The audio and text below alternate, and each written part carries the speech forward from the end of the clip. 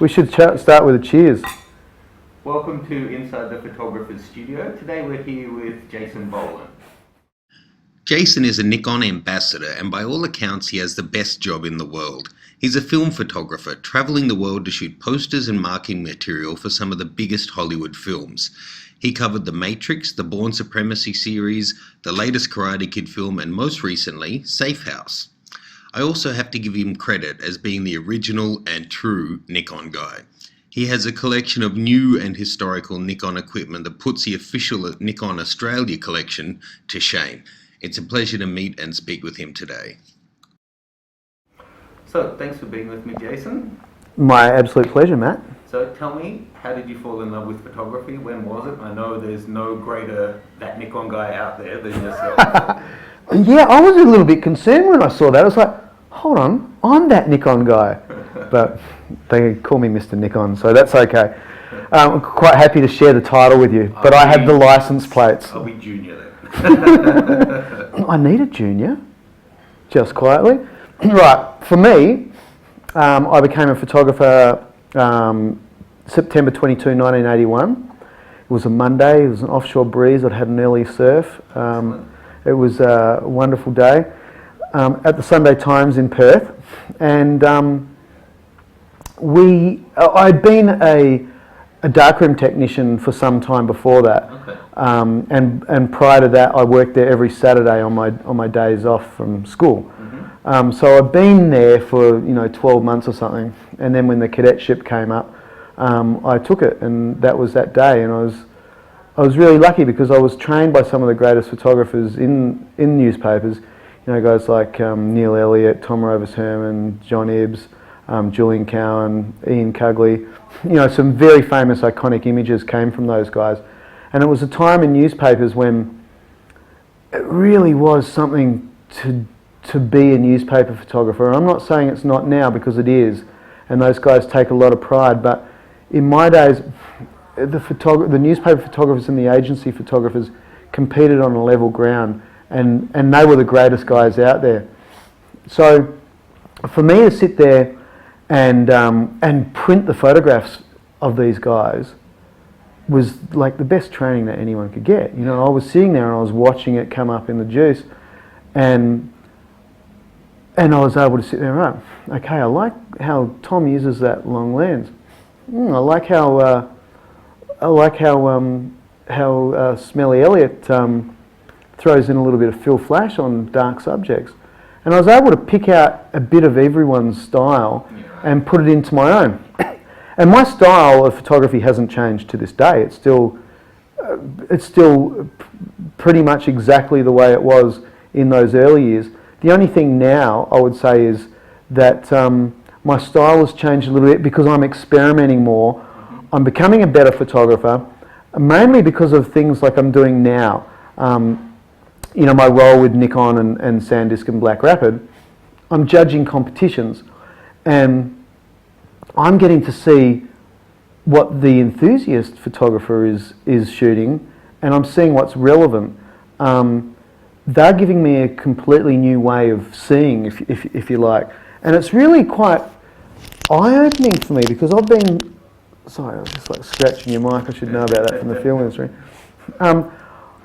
I've been very insular in my work. I've never really looked at magazines or newspapers, and that has been, magazines and books. I always read newspapers, but that was to protect my own style. I never wanted anyone to accuse me of being like someone else. I always just wanted to be Jasin Boland, whether I was good or bad or whatever. You've heard me before. I don't look at myself as being an artist.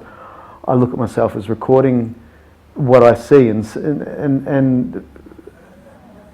I think that is pretty much, it is who I've become.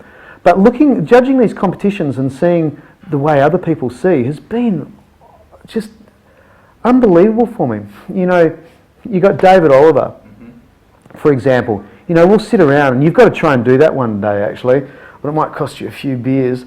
All the Nikon ambassadors sitting around a table, when we get together for a barbecue, it's amazing. You sit down and David will pull out his laptop and be like, hey, look at this, what I've been doing with with Nick Silver effects. And I'd be like, are you kidding me? I would never have even seen that. Where did you get that? It's like, well, I was driving along back from the airport and, I saw this little spot of sun hitting this field, and then I looked at it, and it's like, I don't see the way that you do. And it really killed me that I had made myself so insular that I wasn't prepared to look outside the box. So now I am, and I've started with landscapes, because my big dream is when I retire is to teach myself how to be a landscape painter. But now I'm starting to see landscapes in photography. So I do waffle on, so you have to keep me in line. So from the Queensland newspapers you went and you worked for the South China Morning Post? Yeah, I went from Queensland newspapers, Sunday Times, then I went to Queensland newspapers. Then I left that because I had a dream of being a director in the film industry. I was Dean Semler's camera loader, which is the guy that does the scene 22, take flick, mark it. So that's what I started off doing. I found that it didn't really suit the way that I worked. I wasn't used to being the little guy on the film set. I was used to someone who had a little bit of control. So that kind of didn't work out for one reason or another. And then I went back to Perth and I started working for the official photographer on the America's Cup defence. And so I was doing a lot of photography on that. And then I landed the job with the South China Morning Post in Hong Kong. And that was just absolutely fantastic. I was the only Gualo photographer there. I think there'd only been one before. And, I was all over Hong Kong, and then I was sent to do the first Comelec elections in the Philippines, and then I did the huge pre-Olympic riots in Korea, which was like 200 and 300,000 people rioting. And so that was more assignment work rather than go out and get this headshot for tomorrow's paper. Yeah, I was either the news photographer, or if it was a slow news day, I'd find a photograph for page 1 or page 3. That was kind of what I did. And I really enjoyed it, and apparently I was pretty good at it. So but same thing. It was keeping that distinct style. And I remember one of the guys from Queensland newspapers came to Hong Kong, and there was no credit on this photograph. And he rang up. He rang up the news desk and asked for me. I said, "Oh yeah, I'll put you through." He said, "I knew it was you." I'm like, "How do you mean you knew it was me?" He goes, I could tell by the style of the photograph. And I was like amazed that, I was only 22 or 3 or something at the stage. And then of course after that I went to London for 3 years and worked for some very big newspapers over there, some of them which are in the news at the moment. I can tell you some stories about that. It's all true though. I mean, everyone was doing it. I mean, we had budgets. I could go and give anyone any amount of money up to a certain sum to pay for a story. And although I never bribed any police officers or anything like that, I gave money to people on the front desk of hotels to let me stay inside and things like that. It was, it's so cutthroat over there. See, in London, in newspapers, you're only one screw up away from not working again. So it's really intense. And plus, too, we'd go out and would be very protective of each other. Although we wanted the photograph, we'd also look after each other. And I remember times, we'd be developing in the boot of a car, drying the negs in the air, plugging it into the leaf axe, and the leaf axe was like a scanner to wire back to the office. And if it was a court job or something which wasn't all that important, and for some reason you missed the shot, it might be something as simple as you were down the shop getting the bacon buddies for all the boys or the cups of coffee, you know what I mean? So everyone would protect you, and you'd cut off a neg and give it to them, so that you'd share it, so that they wouldn't get into trouble. But then there'd be other things like big news jobs when it was just like that's it. And I was one of the I was really lucky when I first got there. I got a photograph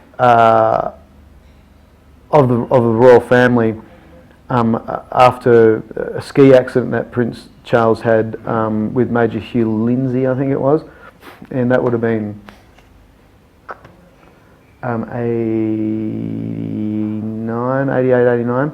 Anyway, it was as the coffin was getting taken off the aircraft, and there's probably 60 or 70 photographers and news people there, and they were all standing behind Fergie, Diana, Charles, and his widow, and I'm like, well, what's the point of this? Everyone's getting the same shot. So I just walked about 100 yards off, and my angle showed the faces of them all as the coffin walked past. But I was the only one that went down there. No one, and because I was the new kid, I don't think anyone looked. And then I found out on the next, like literally the next couple of days, who was that guy that got it? It's like, oh, it's this Australian guy who's just started working here, and it's like, bloody Skippy. And so they started calling me Skippy, and not only that, but the directive was, if you see Skippy walk off somewhere, you follow him. So it was like I'd only been there for a couple of weeks, and they were already sending them off, and so it was really funny. It was, but I had a lot. Did you stay in London? I was there 88, 89, and I came back to Australia in 1990, I think it was, which is when I started in the film industry. Okay. Did you shoot sports at all? Yeah, I love shooting sports, but I was mainly news. So anything that I wasn't known as a sports photographer, I was known as a news photographer. So I think I know where you're going there, because it's, with me working in the action films now, you'd think that sports would be a natural progression. But to be honest, I think that the news is more of a natural progression, because not only are you waiting for the unexpected, you have to be aware of your environment a lot more than a sports photographer. A sports photographer, like the greats like Delhi Carr and Mark Watson, those guys, their day is almost set up in many respects. I mean, of course, they don't know what's going to happen, but they've got their allocated place to sit. To follow the ball. When you're shooting news, you're part of it. You're part of the news, sure. And it's doing Korea. I got splashed head to toe by petrol bombs. I got I've got a scar on my leg, which you can probably still see, where I got rocks thrown at me by police, and By police? Yeah, because Not being thrown at the police. Yeah, no. It was like a baseball game. It's quite the whole Korean thing is probably another one of these altogether, because it's quite an amazing story. I'll tell you one story, and I'll never forget it. And it was the first day I was there, and it was in Busan, and flying in from Hong Kong. I rang up the Reuters office. It's like, we're here, and just wondering if you guys could help us out. Anything going on? I'm like, nah, it's all quiet, but I hear that there's something going on in Busan today. So, like, okay, so I'm still at the airport, so I thought, well, I might as well just head on down there and then fly back to Seoul tonight. So I went down there, jumped in found an English-speaking driver and hired him for the day. And we went out looking for Bang Bang, so to speak, and where the riots were. And we found, many different types, and, one of them there was like, 250,000 people in this demonstration. It was colossal. And then I was looking for a little bit more action.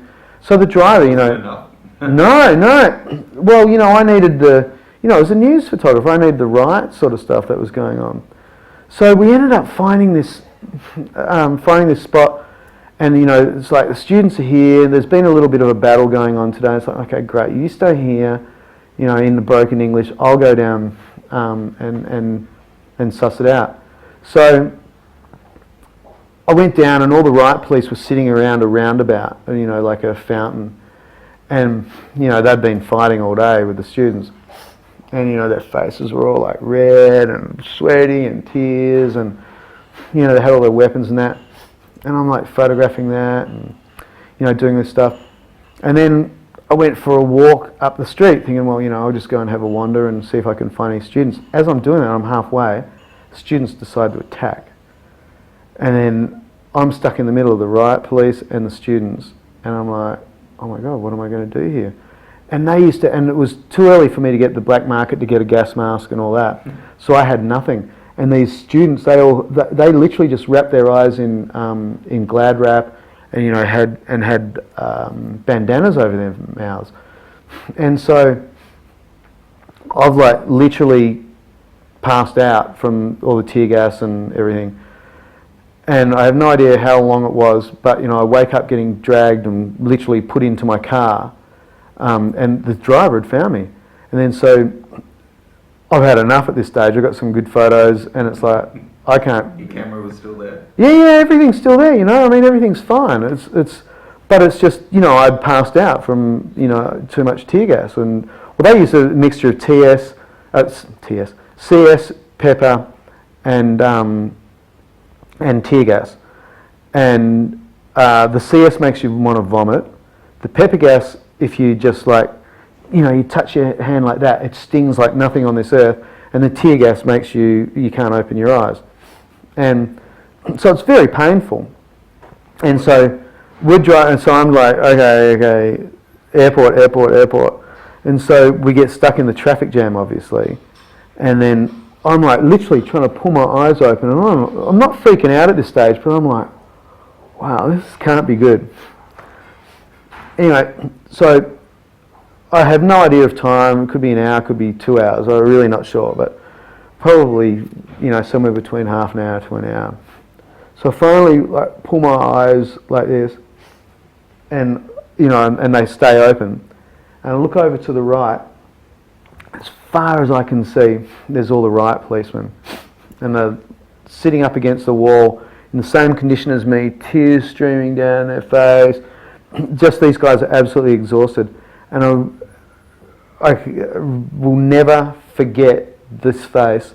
I look over, the traffic clears, my eyes open, this guy looks at me, and the poor guy probably thought I was a tourist caught in it.